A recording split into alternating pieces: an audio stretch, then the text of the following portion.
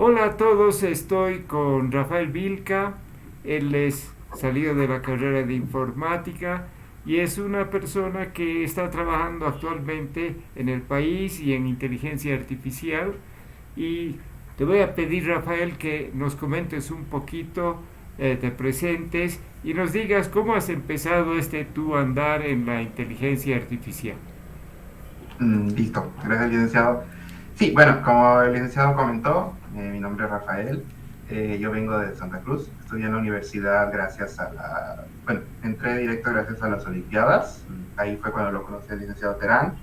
De ahí, todo el tiempo que estuve en la U, en la carrera de Info, estaba con el grupo de la ICPC, mientras estudiaba algoritmia, porque hoy en día la mayoría de las empresas en tecnología han adoptado ese tipo de exámenes o entrevistas de trabajo estilo programación competitiva, donde te dan un problema y tienes que resolverlo mientras el entrevistador te ve.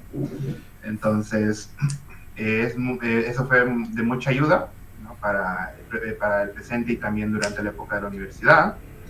Durante mi época de estancia en la universidad, empecé a trabajar en una empresa nacional de desarrollo, porque ellos querían hacer ciertos experimentos y unas pruebas de concepto y demás proyectos que aplicaran un poquito el procesamiento de imágenes, ¿no? Entonces, yo durante esa época, antes de eso en la universidad, me puse a estudiar a través de Coursera el cursito de Android, de el Machine Learning Course, que es como el curso más recomendado para empezar a aprender cositas sobre Machine Learning.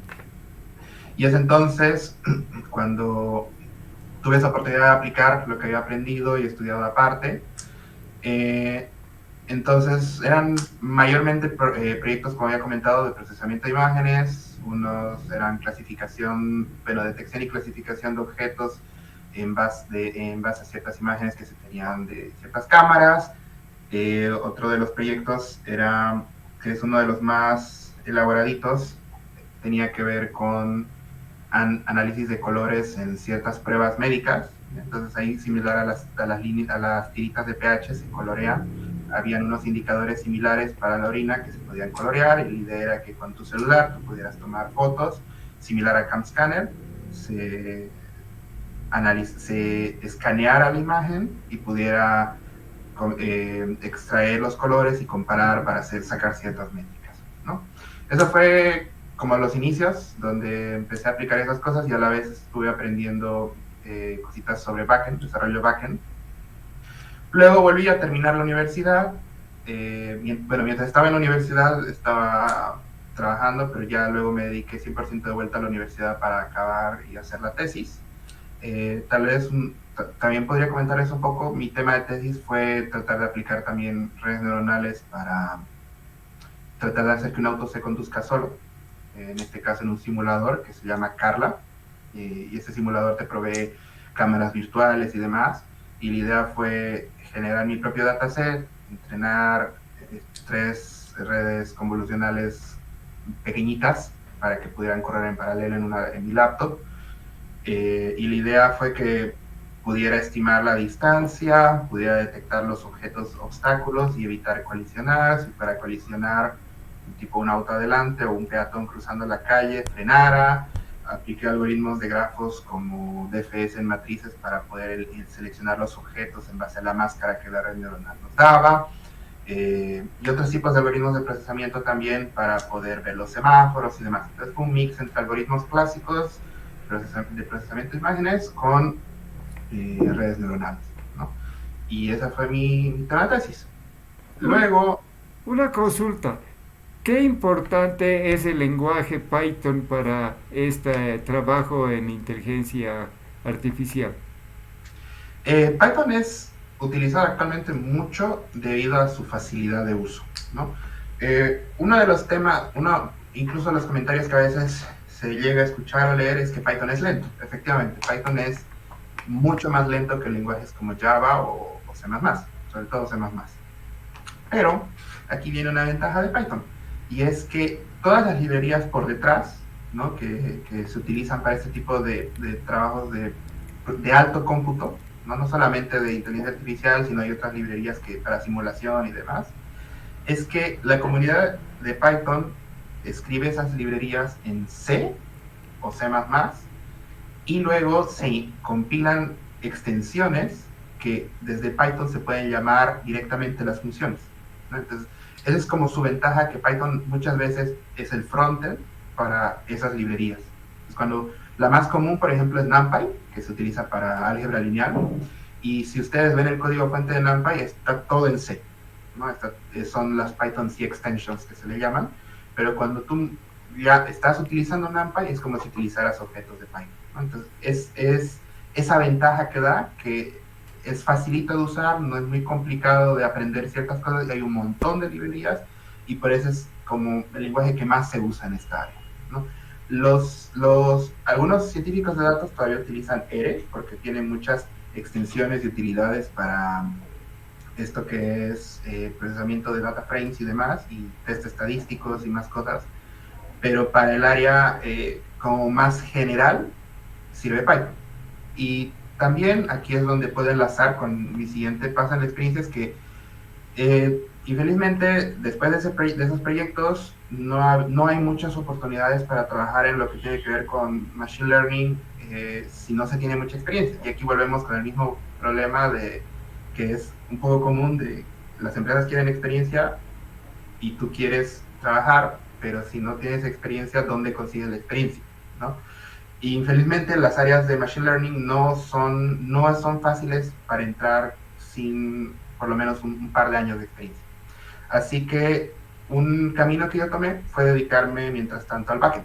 Desarrollo backend con Django REST Framework, y aprender todas esas partes sobre cómo funcionan los servidores por atrás de las páginas web, no tanto el frontend como es la interfaz y demás.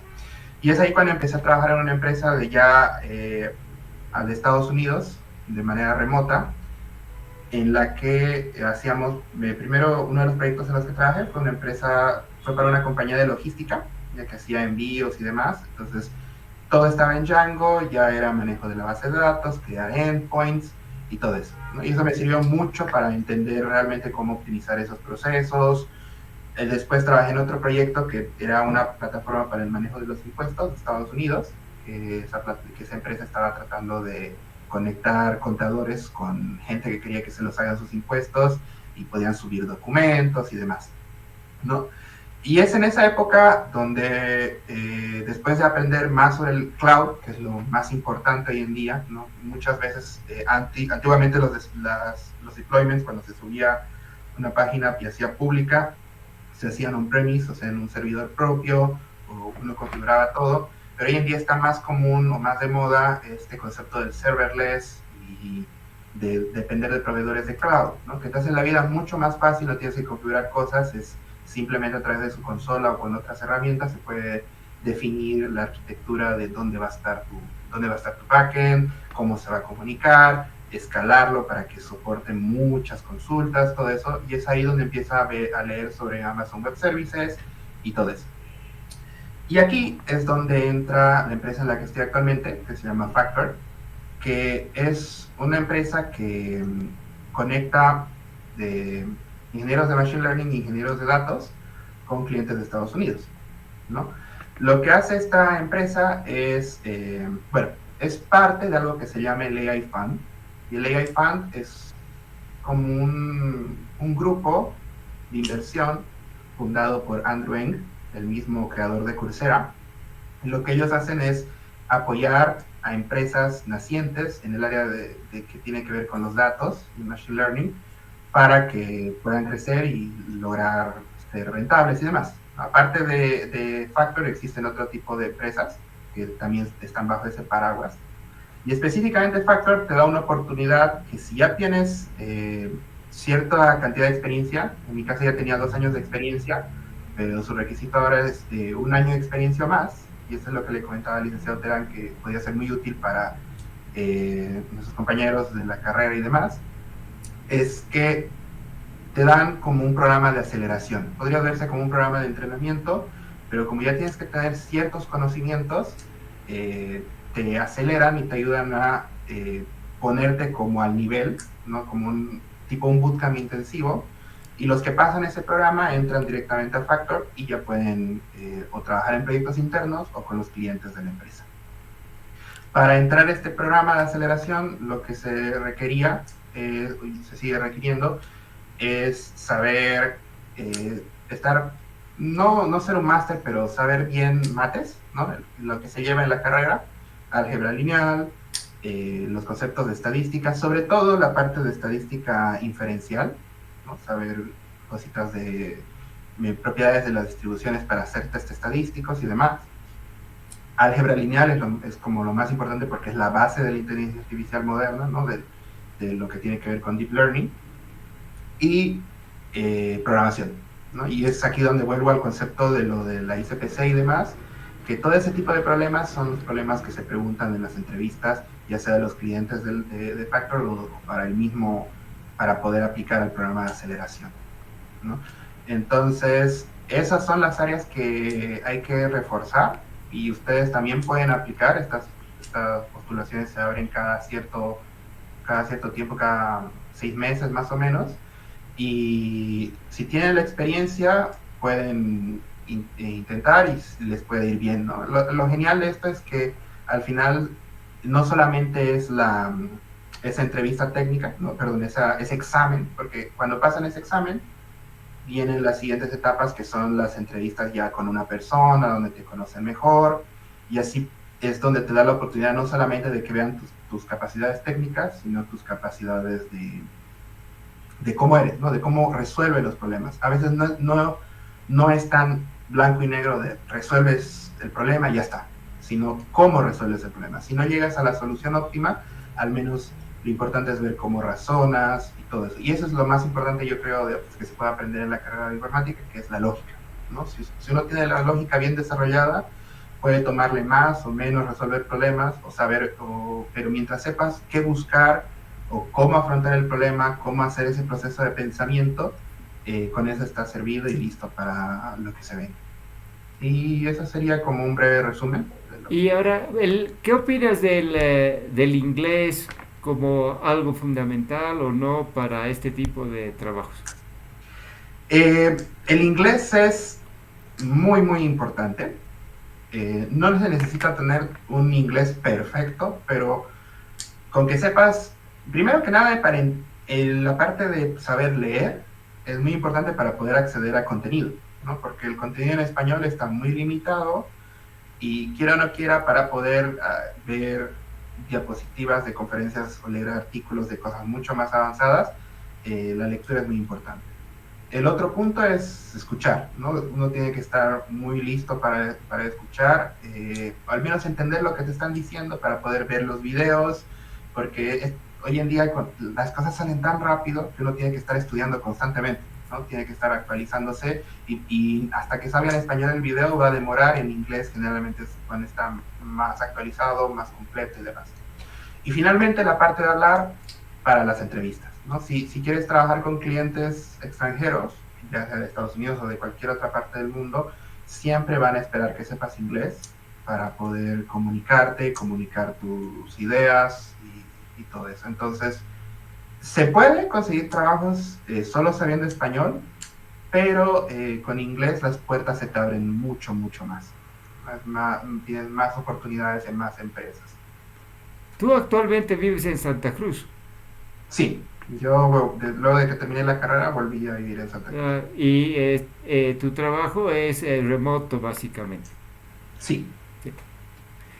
¿Qué podrías decirles a los estudiantes de la carrera para que se motiven a cosas diferentes y emprendan nuevas posibilidades como las que tienes tú?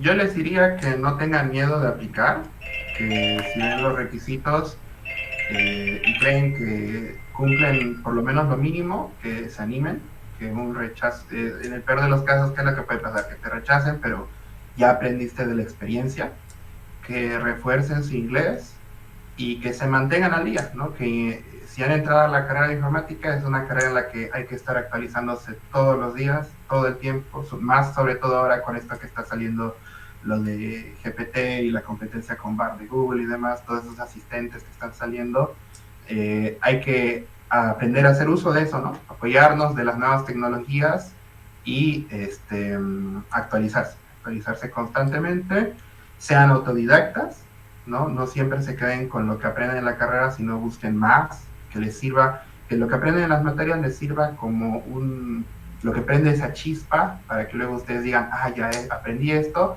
ahora quiero aprender un poquito más, y empiecen a buscar en Google, empiecen a buscar cómo se hace esto, cómo se hace el otro, y pueden preguntar en foros, en Reddit, en otros tipos de páginas donde puedan consultar, ¿no? Quiero aprender esto, ¿cuál es la mejor forma? Y mientras sean autodidactas van a llegar hasta donde ustedes se pongan el límite. Ok, gracias Rafael, es un gusto haberte conversado y digamos chao a los estudiantes. Listo. Ya, Chao, chao. chao. Bueno, ahora